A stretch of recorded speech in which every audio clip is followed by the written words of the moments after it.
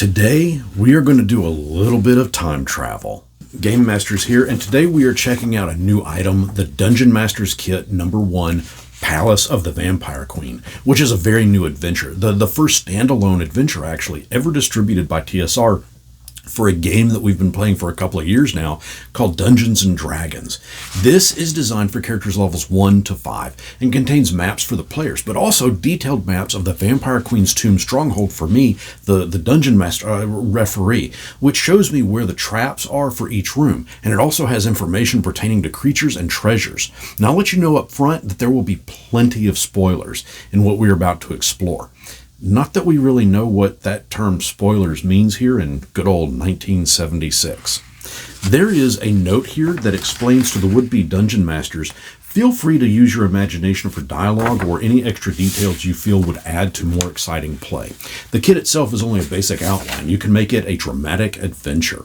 And make no mistake, this is less of a kit and is a full-on adventure, and what is really cool is that you can run multiple people through, an entire group, or if you have no friends like me, you can do a solo run with just yourself. Although, with as difficult as this adventure is, I really have no idea how one character, even at a max level of 5, as this suggests, could possibly live. And I'll explain that as we move through this. As for the background of this adventure, and I'm going to be generous here as to what it details out, as this is really the only information to the story that the book really provides. Although there are notes in the sidebars, and I'll explain those in a moment, but the background reads as follows.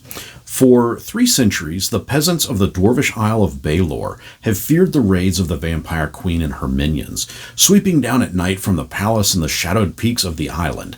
They range ever farther in their search for blood, and not only blood, the children of dwarf peasants often disappear if they are so unfortunate as to be out at night.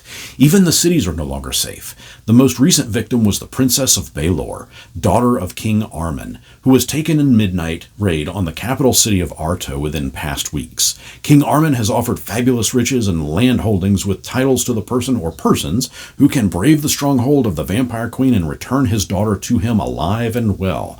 But, in truth, he holds little hope. For even King Armen, ruler of Baelor, defeater of the 10 Org tribes, is afraid in his heart to face the Vampire Queen.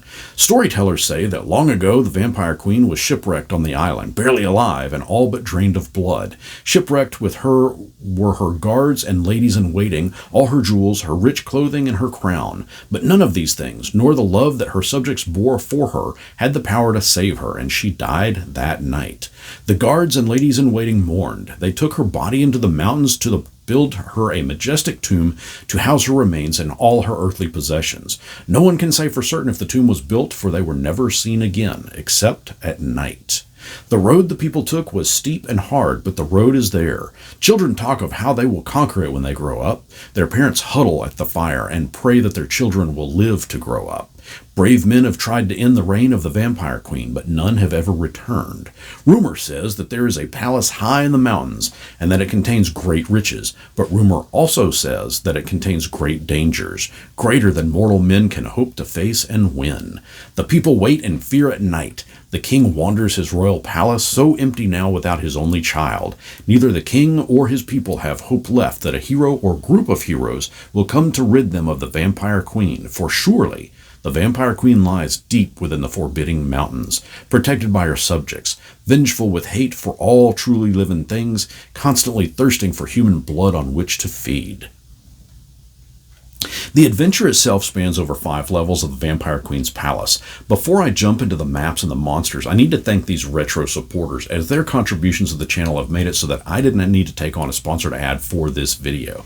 If you'd like to contribute to the cause by becoming a Patreon or YouTube member, I'll leave a link down in the description, and of course I'll add your name to this ever-growing list. Okay, check this out. The remainder of the book is just notes and maps. Again, maps for the players, which are blank, but also maps for the Dungeon Master, which is detailed out to coincide with these sidebars, which have the room numbers listed, what creatures are within, but also the contents of the room.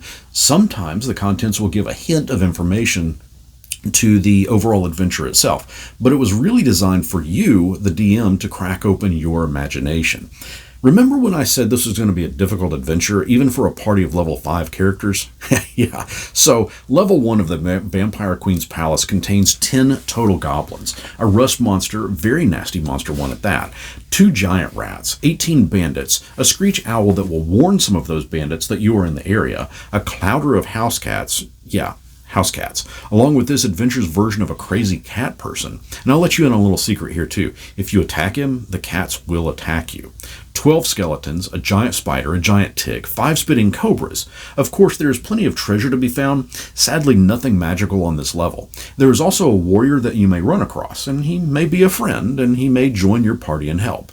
Making your way to level 2, you'll encounter 12 orcs, a blink dog, a gelatinous cube, a giant slug, a troll, 4 skeletons, 2 giant ticks, a green slime, 9 zombies, and an evil magician controlling those 9 zombies. Treasure is plentiful on this level, and indeed it is here that you will begin to find some fairly powerful magic items. Healing potions, a flask of heroism, a ring of delusion even. Oh, and there's a lawful conjurer wandering around here that will join your party, but only when attempting to fight the orcs on this level.